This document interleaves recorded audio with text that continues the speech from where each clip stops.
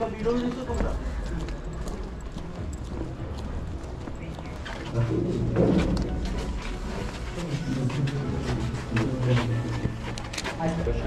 10-12 জন আরও নিয়ে আসে তখন আমি ওইখানে ছিলাম।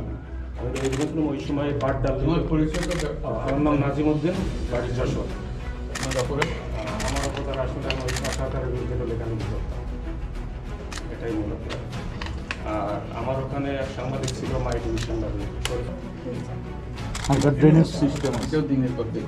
হ্যাঁ, দিনের পর দিন। এই যে দেখেন, এই যে দরজায় এটা একটা ফটো, এটা দিয়ে ওরা চোখ রাখতো, এছাড়া আর কিছু না। এটা দেখলে আমরা বুঝতে পারি যেটা সেল, এমনি নর্মাল স্টোর রুম এখানে অনেক মদের বোতল দেখা যাচ্ছে না, ওগুলো স্টোর মানে এটা রিয়েল ফ্রড করেছে। এটা কি এখানে বোমের খোসা, তারপর ওই যে বালি, আলামত দেওয়ার আলামত, আশা দেওয়ার জন্য তারপরে ককটেল আছে ওখানে, ককটেল আছে। দেখছি এটা করছে, আগেই করছি।